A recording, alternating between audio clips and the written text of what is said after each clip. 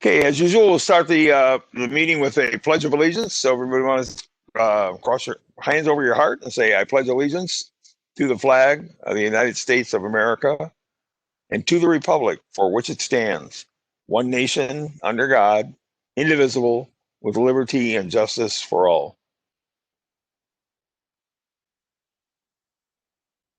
Let's talk about the four-way test of the things we think, say, or do. Is it the truth? Is it fair to all concerned? Will it build goodwill and better friendships? Will it be beneficial to all concerned? Dennis, we'll let you go ahead and do the invitation. Don't forget to unmute your phone.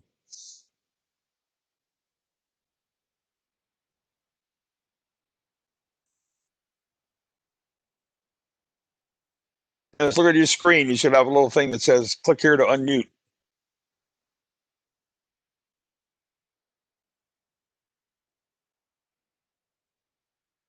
Heavenly Father. Okay, you're ready, Dennis.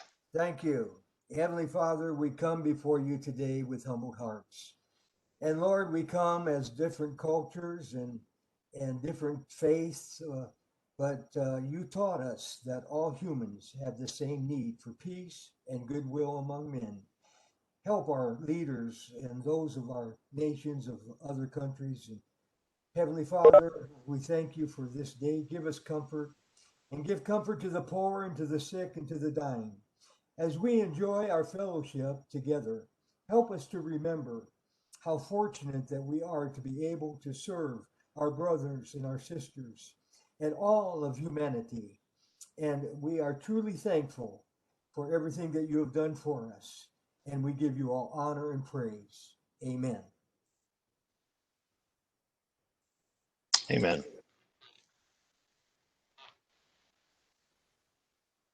Okay, I want to talk a little bit about some club business before we get started with the speaker. The first thing I want to go over is bell ringing. We only have 6 spots left, but unfortunately, they're probably the most lucrative 6 spots that are on the thing, and that's the 2 Walmart exits, or the 2 Walmart exits and 1 Walgreens exit. So I think everybody who's on the line, though, if I look over the names, all of you guys have already got, almost all of you have already picked a spot to do. Please go on and try to get one. After the meeting, I'm going to wait because at about 3 o'clock today, I have to let Becky know at the Salvation Army if we have any unfilled spots. And if we do, she's going to have to hire people to fill those spots. And I certainly would like to avoid that if we can. The next item is a COVID donation to St. Anthony Hospital. We recently applied for and received a grant from the district for supplying some equipment to St. Anthony Hospital. We got a grant for $2,400. Then a couple of more people contributed $300 each for $600, which covered $3,000. The amount that was needed by St. Anthony was $5,000 and some change. I applied it to, or asked the board if it would be okay to use some of our funds to pay for that. So we are going to be presenting a check to St. Anthony's for $5,000. I think it's $70 for oximeters that they're going to give to people who've had COVID when they leave the hospital as part of a kit, so that they will be able to keep track of how their health is and how they're doing. Debbie Tatum, you got anything you want to say on that? Yeah, I want to say thank you on behalf of the hospital, on behalf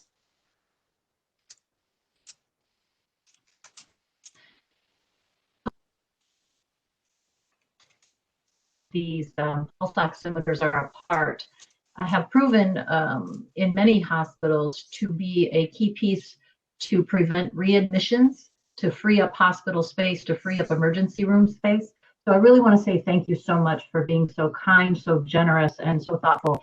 This is a big part of community health and wellness. And so thanks everybody for doing your part in preventing these hospital overruns. Really important. Thank you, Debbie. So anybody got any questions on the grant?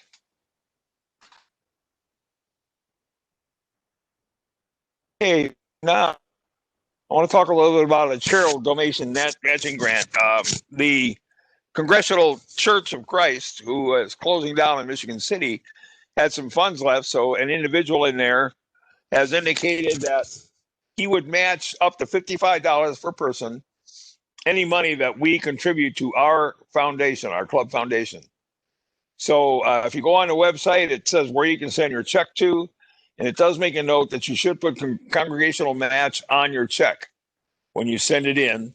You just send it to our PO box, and then we'll send it on, and we'll get matching grants or matching money from that to cover that. So I think it's an opportunity for us to grow our club foundation, and I urge all of you, if you can, to go ahead and contribute to that. Matt Kubik, you got anything you want to say on that?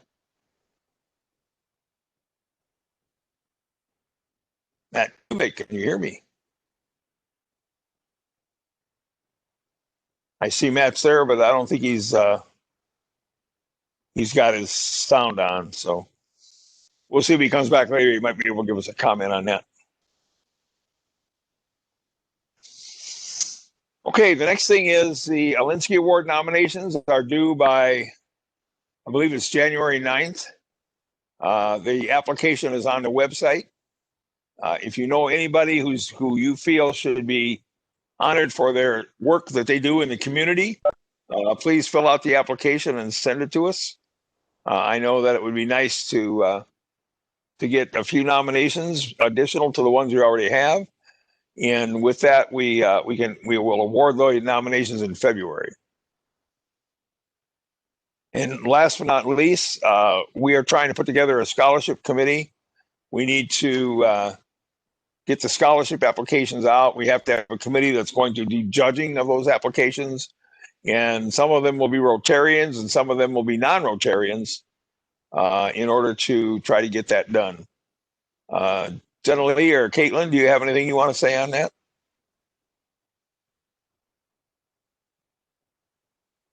Is that a no?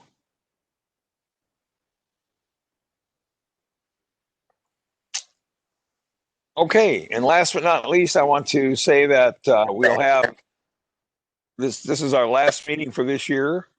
Because of Christmas and New Year's, our next meeting will be January 7th. Just as a reminder, okay? Lance, do you want to go ahead and introduce our speaker for us? Sure. Today we're very pleased to have Brian as our speaker. He's going to talk about photography. And I was just looking at his website, and one of the quotes he has is from Steve Jobs, and I think it quite illustrates everything about Ryan. I just wanted to mention this quote: "Your work is going to fill a large part of your life, and the only way to be truly satisfied is to do what you feel is great work. And the only way to do great work is to love what you do." Please welcome Ryan. Welcome, Brian.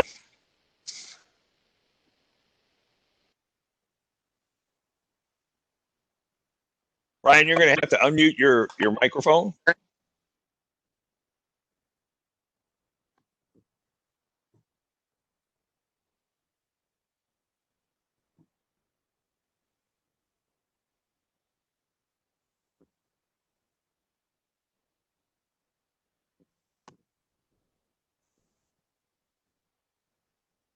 Hello?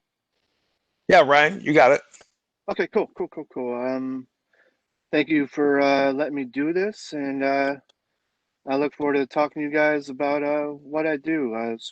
You guys just kind of want me to just talk about my life or what? Yeah, I think you should start with that, and then we can move in. You can ask some questions about how we can make our pictures better. Okay, cool. Well, photography's been my life for a very long time, and I think my earliest memories are still memories that I remember dreaming of being a photographer, and that was 3-4 years old. I saw the movie Top Gun, and it made me want to devote my life to having a camera in my hands, and maybe one day work in movies and do all that. And I literally have spent my day pretty much ever since then trying to do what I do. And you know, now being 35 and a little bit into my career, I've been able to achieve a lot of things that I wanted to, and obviously I still have a lot of work to do. But um, you know, photography has been my passion in my life for a long time, and I've always tried to work very hard. And it's through that chase of not giving up that it has taught me a lot about life and people and nature. And you know, obviously Michigan City. I used to have a gallery on Franklin Street, and you know that was a beautiful time. And you know, my friends and I, we helped establish the whole Uptown Art District. And you know, I'm so thankful to have been a part of that movement. And you know, I don't have my gallery there anymore, but I live there, and it's home. And you know, I'm just so thankful for all that. And you know, it's we all know photography is a magical, special thing. And you know, it's another thing when you kind of when it is your profession. And you know, it's because of that that I've been able to see a lot in the world and help people in a very special way. Um, Sorry, I'm kind of used to people asking me questions, but uh, you know, I guess you know, high school, newspaper, yearbook. I went to Mount Carmel High School in Chicago, and I commuted from Michigan City every day for 4 years, um, and that was great because that taught me a lot of you know what it sacrifice and having diligence. And you know, I don't know too many people who commute 3 hours a day to go to high school, and you know that was important to me. And you know, my father went there, my grandfather went there, and you know, where I may not have lived in Chicago at that time, I felt like it was important for me to carry on that tradition. And you know, that was great because it introduced me to newspaper and yearbook. And you know, prior to all that, I was an athlete, and I was always busy with sports. And um, but I always loved writing, and I always loved journalism. And I kind of always thought I would grow up and work for a newspaper. And you know, it was during that time that it kind of really made me uh, commit myself to my dream and really kind of go after it. So, you know, from high school yearbook and newspaper and all that, I went to start off at Columbia College in Chicago. Then I just kind of didn't really feel right there. I was kind of knew I wanted to go to California. So I went to Brooks Institute in Santa Barbara, which at the time it was, you know, considered one of the best, and it was hard to get into. And it was kind of my mission to get in and get accepted and you know do all that. And it happened, and I went there, and you know, it gave me a good backbone. Um, Now that school's no longer there, which I'm not quite sure how I feel about that, but that's just a changing landscape of higher education. Um, but you know, I say all that to say that you know when you go to art school, it's great to get your foundation. I'm so glad I did all that, but I learned so much more outside. And you know, to be a real artist, I feel to be a real artist is, you know, nobody can really teach you that anyway. So that's really all up to you, and waking up every day and hitting it hard and not giving up. And you know, you advance as you get more into the process.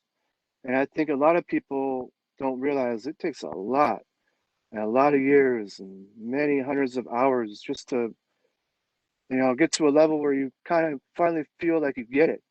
And especially photography, you know, you can apply that to songwriting or poetry or you know being a writer or music, you know, being a guitar player. You're only going to get better the more you play. And you know, photography and cameras are the same thing. um so it's not something that happens overnight. And now that I've been doing it for, you know, every day for literally 20 years, I can say that as a fact. And um, I just feel like, you know, that's part of the fun part of being an artist too, is because you have to have that devotion. You have to dance when nobody's watching. There's a lot of behind the scenes stuff that not a lot of people see. Um, but you see it and you go through it. And you know, especially with landscape photography, which is, you know, I do quite a bit of that. And, you know, not a lot of people realize that maybe I drove 2,000 miles just to spend one day at one location. You know, you're there all day and you have a couple thousand images, and maybe you really only think one makes the cut. You know, so that whole trip, maybe 3 days of travel, all day waiting for a perfect moment, 2,000 images, maybe one image is the final only one. So there's a Tell you lot what of I'm going that. to do, Ryan. I'm going to Sure. share Yeah. some of your pictures, okay? Right. Cool. And then we can ask you a couple questions about them. Yeah, I'd love to. Ryan, I Like have a question right off the Sure, bat. Debbie. How do you, when you're talking about making the cut, how are you, is that gut reaction? Is that it needs to meet a certain specification? I mean, what's your process for, yeah, this is a great one, these aren't? You know, I think in the beginning, you're just, yeah, you are kind of going off your gut. A lot of photography to begin with, and a lot of arts it's all kind of intuition anyway. But as you dive deeper in and get more experience and you're spending more time doing all that, it is just a kind of gut reaction. It's like you know, it's a feeling. It's a feeling. I look at an image and I know instantly whether it's good enough or, you know, go on to the next one. So it's a gut, but I think over time that kind of it's craft, it's technicality, it's composition. You know, oftentimes I tell people, you know, if I'm photographing a wedding or a person or a family, really the only things I'm really concerned with in the moment behind my camera are composition and emotion. Everything else is kind of stuff that happens in post anyway. So, you know, if the light is not right or, you know, the color is not right, I know I can kind of fix that in post. So the main objective when I'm behind my camera in the moment, especially a wedding, because you don't get a redo.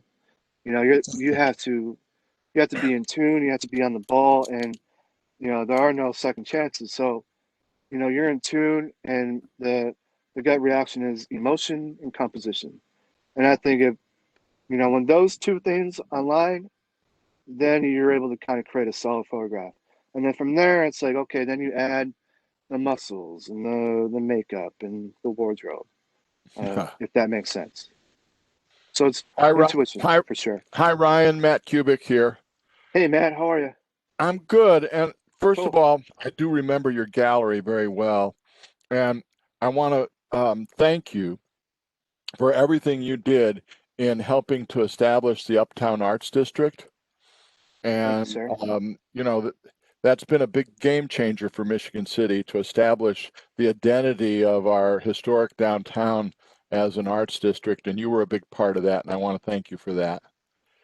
My pleasure. You know, I was just so thankful to be young, and you know, looking back on it, it's you realize much more as you get older, and that was a very special time on Franklin Street, and all of Well, us who were part of it, we don't ever forget it. We talk about it often. Well, first of all, most of us in this room look at you and say you're still young. Uh, True, um, true. so, how did you manage, or did you in your timeline manage the changeover from classic chemical-based photography to the digital age, and all the things that you can do in the digital age that you really couldn't do in a tank full of chemicals? And how does that affect your work and your process?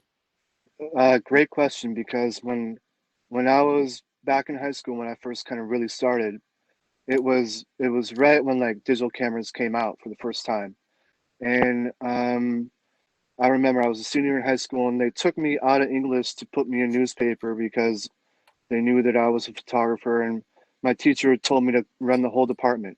So I told him what he had to do, what kind of cameras he needed. You know, we switched everything from PC to Mac. And then I went to film school, and I shot nothing but film for a couple years, every day, all day. And it was 35 millimeter, and it was 4x5 view camera, and it was medium format. And we were in the darkroom all day. So, you know, we'd go shoot our assignment and then shoot whatever else we wanted personally on film. And then we'd be in the darkroom all night or all day and all night. Most, Yeah. literally for 12, 16-hour days in a dark room.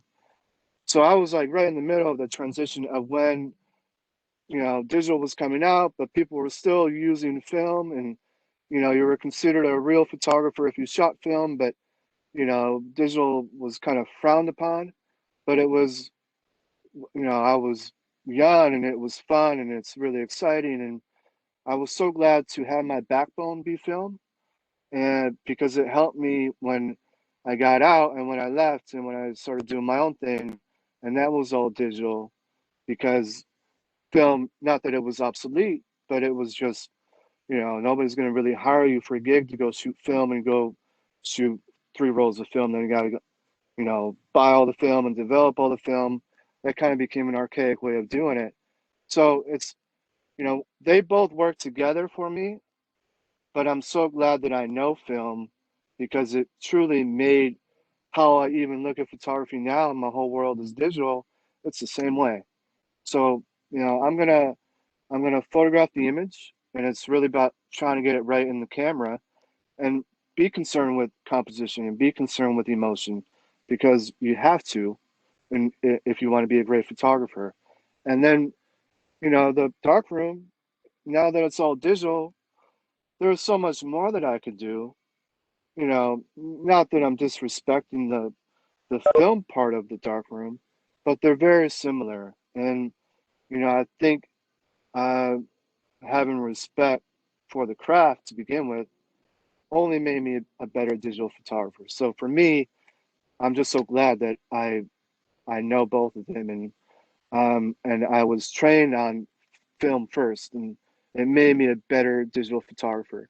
Because I'll say that my approach is a film approach, and I still use old, like, my digital photographs now are used with real film filters that was real film in the 60s and 70s and 80s. So it's weird because they both work together so seamlessly now, but it's all totally digital. If that Uh, answers your could, question. could you do me a favor and kind of give me a little idea what composition is by looking at, because I'm not a photographer and composition means different things to different people. And Sure. so what I So was have you do is maybe look at the pictures that you have there and see if you can tell us a little bit about it. sure. And even also like my box. See my box here? Okay, so this is a frame. The whole thing here is a frame. And the most basic form of composition is if you were to take this whole box and kind of make it a tic-tac-toe. So you got one line and another line, and one line and another line. So it's broken down into thirds. I think that's, to me, it's the powerful rule in photography is the rule of thirds. So every, take every frame and it's broken down into 9 different boxes. And then, where you put your subject or how you use the frame is, it's a powerful design tool for sure. Well, look, can you see the picture just like the cactus just sitting there in the center of the Uh, film? I don't. Does everybody else see that? Give me a thumbs up if everybody else sees that. I don't see it. We're not seeing it, Jim. It's Okay. gray. Not It's seeing it. gray. Okay.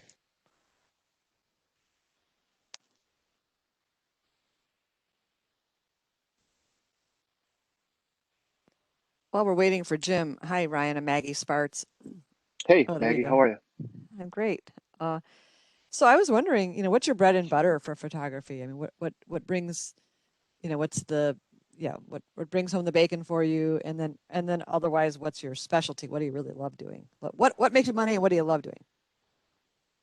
Well, I love all of it. Weddings are definitely the number one, money maker for me. Obviously, this past year with COVID has been very strange, unlike any other year. But usually it's the weddings, and that's what it's been like for the past 10 years or so. I do family stuff too, so that kind of helps now. And then, what I really like to do is to be out there and to be doing the nature and landscapes and all that stuff. But I kind of, my work is very, very diverse. If you guys follow me on Facebook or Instagram, I know Lance does. Jim, you might. I'm not quite sure, but that's the whole thing. Is I never really kind of like to tie myself into one particular area. Yeah, here you go. So there's a lot of my landscape stuff. But I love it all because every different genre of photography that I do kind of gives me something differently. Weddings, it's an honor to help create a story for people. When it comes to their wedding and their love, and you really have to have a big heart when you're doing that. Family stuff too. It's an honor to help families appreciate who they are, especially lately. I mean, this whole year with everybody spending so much time at home, I've always felt like family photography is very important. And in the way that I do it, I think what really gets me is when people pass away, the images that they're using are the ones that I shot, and it's stuff like that. So family and weddings are obviously what pay the bills. A little, like I said, a little different this year with COVID, but what I really love is to be Ansel Adams and be out there and photographing, exploring, and doing all that. Obviously, they all kind of lead into one another because past 7-8 years I've traveled probably 600,000 miles around America. And when I'm doing weddings in other states, obviously I use that as an excuse to kind of do my thing on the side. So, it's fun because you can kind of find art in everything. And, if I were to just do family or just do weddings, and I wouldn't have had all those adventures. And, obviously getting the work and creating the images are great, but, there's also that time that is behind the image of the trails and what it takes to actually get those images. Hi, it's me again, Matt. Hey, Matt. So, clearly you started at the time when having a physical space for a gallery was sort of the way that an artist established exposure for himself. But we've so expanded into the social media. How do you use social media as a way of promoting your work as a practicing artist? Understanding that weddings and family photographs are bread and butter work, but clearly the landscapes, beautiful, are your work as a practicing artist. So tell us about your engagement with social media as a way of your exposing yourself as an artist. Well, when I opened up the gallery, it's kind of right when Facebook and all that stuff kind of became a little bit more popular. And as a small business owner, you kind of, in my mind, it was great because what was it? It was images and it was words. And obviously, a photographer, I have the images, and a little bit of a writer. I always enjoyed writing, so and it was free. I mean, I was 23, 24 when I opened up my gallery, and I did it on a shoestring budget, and that was 2009, 2010, 2011, something like that. And it was right at that weird time after 2008. And I was young and hungry, but more importantly, it was just about having fun. And, it was during the time when I had my gallery and I would kind of use social media then to try to get people in the door, but it was also about education. And, if I have all these digital images anyway, and it was easy for me to share them free, then why not? And, I guess throughout the whole time of using social media for so long, so often, now being a little bit older and seeing what it has created for me, also what's caused for me, there's pros and cons to everything. Um, I don't know. I'm kind of, you get a little bit older and you kind of like to protect your privacy a little bit, but you also kind of have to be this public thing as an artist because if I don't share it, then nobody sees it. So, that's you kind of learn to accept it in certain ways, but I've always tried to look at the positive, and the positive is You know, I have all this work and I can keep sharing. I could stop right now and I can share work every day until the day I die. So, you know, I think the magical thing about it is if I post an image, you know, obviously, you know, I was there, I had my moment, but my ability to allow you to feel a location or somewhere cool that you've gone to, a national park or what have you, that's the cool thing about it is, you know, especially nowadays. I mean, we've seen the downfall of what social media has caused, you know, with all this political stuff and all this, you know, all this depression stuff. And, you know, if it's, I think I can sleep well at night knowing that it's my job, but it's also my service as a creative individual and artist to help people hopefully feel a little bit better. And, you know, landscape photography does wonders for all that. And, you know, that's a lot of fun. So, you know, it's fun to be out there to create the image, but it's a whole nother thing to share it with people and have them have their own experience with it because the two things are different. But, you know, the one thing that kind of unites us all is, you know, love for the outdoors and hopefully something positive. And that's what I enjoy about it. But I obviously, you know, it helps with a lot of things. And um, some of the things are a little bit harder to explain. And Hey, hopefully Ryan, where what would I we made. go? Ryan, where would we go to see your images? If you're on Facebook, you can friend me on Facebook, Ryan J. Bolger. Instagram, Ryan J. Bolger. Um, and then www.ryanjbolger.com. If, you know, for those who follow me on Facebook, you guys see a lot. Definitely use Facebook quite often. Hey, Brian, this is Lance Warner. I just wanted to tell Hey, you when Lance. I do see your photos on Facebook or Instagram, they do brighten my day to see the images that you come up with and the beauty that you're showing through your art. So I do Well, thank appreciate you. that. Thank And you then very I much. just wanted to see if you had any stories about Michael Jordan. I know you photographed a lot of celebrities, and I'm interested to know if you have any stories about Mr. Jordan. Uh, so obviously, you know, I've done a few things throughout my career, and when I was in film school, I kind of would give myself impossible, you know, ideas or, you know, impossible gigs of what I would love to do one day. And I put it in the universe then that one day I thought it'd be cool to photograph Michael Jordan. And that was when I was 21 in film school. And it took me 10 years to do it. And just kind of, you know, you get better and better and better. And obviously I couldn't approach any of that when I was younger and inexperienced. And, I just didn't want to do that. So it took me 10 years to do it. And I photographed him 4 times. And I mean, dream come true. It was, you know, especially being born and raised in South Side Chicago and growing up playing Notre Dame basketball, Notre Dame grade school in Michigan City. Basketball was life, and you know, obviously Michael Jordan's the greatest, and to me that was a great life-defining moment of dreams can't come true. And you know, another one would be I had a couple Apple commercials, same thing.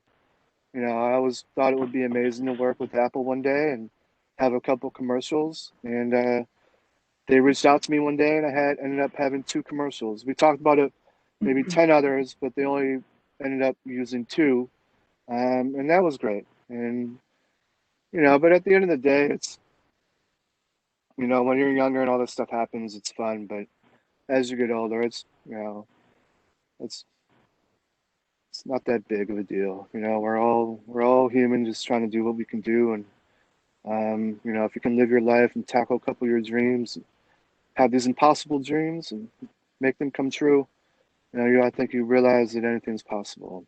I think that's the goal. Ryan, you're quite humble about your abilities and your experiences that you've had. I know I've had the good fortune to actually watch you in action. It's been several years ago at a lakefront party for a mutual friend of ours. I don't remember if it was the 4th of July or at Labor Day, around the Stop 1516 area of Lakeshore Drive. Cool. But I remember watching you actually get into the water to take a landscape photo on your phone, and then watching that exact image be posted a few days later, and just remembering the moment and being part of that was pretty powerful.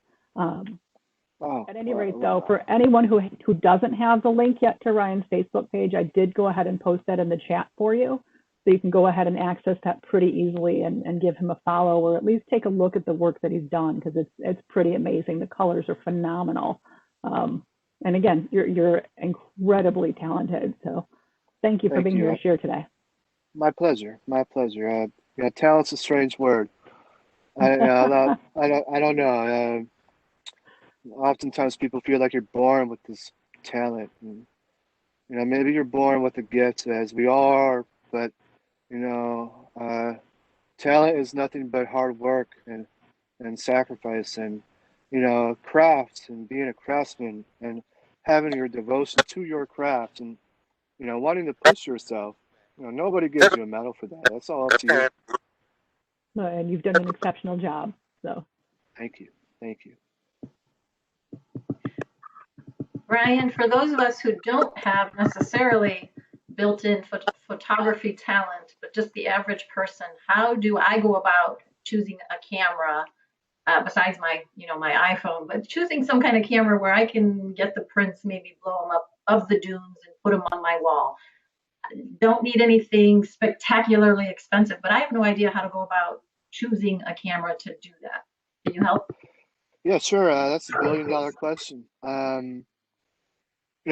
First, I'll tell you, it's not the camera. So, I feel like a lot of times people often feel like the camera is going to solve all the problems. First, you have to realize that the camera is just the tool.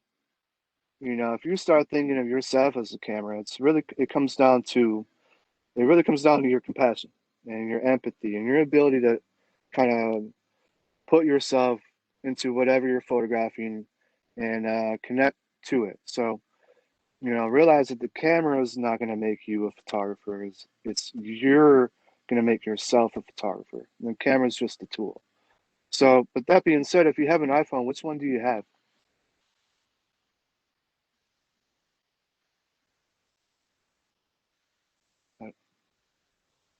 We'll do. So if you have an iPhone, like a newer model, I have an old one. I'm looking to upgrade. Okay. Nikon, Canon, Sony, Nike, Reebok, Adidas. My main suggestion is, maybe go to Best Buy, and you can kind of put your hands on them. You can kind of feel them a little bit. You can work with them a little bit in the store.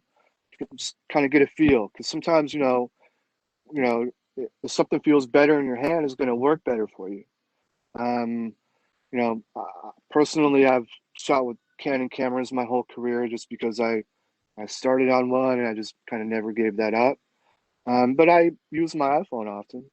I would say the good thing about technology is that they're packing so much more into smaller cameras than they used to. So where, like, you used to have a DSLR or a bigger, digital lens, single lens reflex. Now you can get like little point and shoots that are still able to shoot raw or manually, and you're able to get a big negative, and you can print those up fairly large. So look at like the Canon G series, or if you really want a DSLR, the Rebels are a great entry camera for like $400 or $500. You can probably find them, $300 lightly used on Amazon. But if you want to go high end, Canon 6D, 7D, 5D Mark III, really kind of comes down to kind of how much you want to spend too. But I'd say like $500 for a Canon Rebel is it's probably a good place to start. Or a Canon I think it's an M50. That's probably around the same range. Because oftentimes you can get the big cameras or you can get the smaller one, and they both do the same thing. But if you're on a family vacation, maybe you don't want to travel with this big guy. that happens to me a lot too, where, oftentimes maybe I don't have my big cameras on me and all I have is my iPhone. And I kind of like that because you're not, running around with a bunch of straps on you. But then you also sometimes wish you had your real camera with you. So, start with the Canon Rebel or M or the G series, and just they're three totally different cameras, and see what you think is good for you. As far as the camera goes, they're all the same. They're all basically going to be the same. They're gonna give you the same image. You can blow it up very big, and you can have a lot of options. Hey, Ryan, it's great to see you. Matt here again. I just got to Hey, Matt. run. I got another meeting at 1:00. Cool. Thank you for joining us today, and really great to see you. And congratulations on your successful career. Thank you very much, Matt. Since I known you from way back when, it's good to see Yeah, you. I appreciate it. Thank you, sir. Bye bye. Ciao. Anybody else have any other questions? Ryan, this is Tom Keene. Hey, Tom. Do you know anything or ever had any experience with the Highway magazine, photography? Anything about that? I'm sorry, I kind of broke up on there, but can you repeat that, please? Arizona Highways Oh, sponsors tours. Do you have any experience or have any knowledge about that program? no, I don't, but I lived in Scottsdale for 3 years up until recently, and Arizona Highways was always like the gold standard.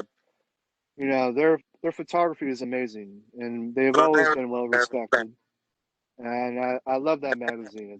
It's awesome. And living in Arizona were some of my funnest days because I would explore the desert all the time, and it's a pretty special place. But as far as that program you mentioned, I don't know too much about it. No. Interested.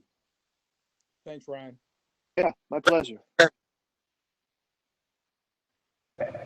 Ryan, John Bosback here. Can you still buy 35 millimeter film? And if you can, is there someone that develops it, or is that just completely archaic and gone? No, no, no. 35 millimeter is actually making a surprise comeback. Obviously, you had Kodak that shut down and all that, but this whole the youthful generation of today really honors and values yesterday. So what's been happening in the past couple of years is 35 millimeter film has been making a big comeback, and a lot of other people, lot more people are buying film cameras. So yeah, you can buy it. You can buy it online, and then usually if you're going to buy it online, there are places where you can ship it, and then they'll develop it. Also put it on a disc, make it digital, and then send you a disc and your negatives. But if you want a place that's somewhat local, Central Camera in Chicago, they did burn down, but they just reopened, and they still have a program where you can develop 35, and again, they're going to put it on a disc and make it digital too. So that's good, and it's also inspired a lot of these companies who stopped making film to get back into making film again, and then also making film better. So I think we're kind of entering a new little golden age of analog photography, and I think it's only going to grow.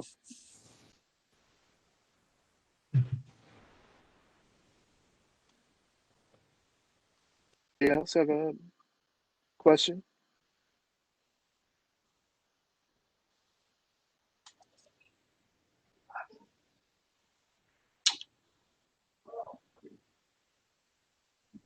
Yeah, please don't take my Kodachrome away. Great song. That was actually turned into a movie too.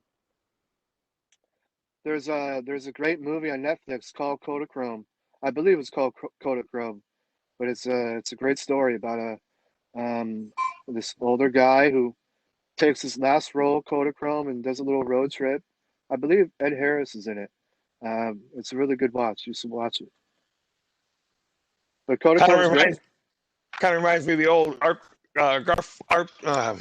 Garfield Yeah, song. Yeah, Kodachrome. yeah, That was a good song. Yep.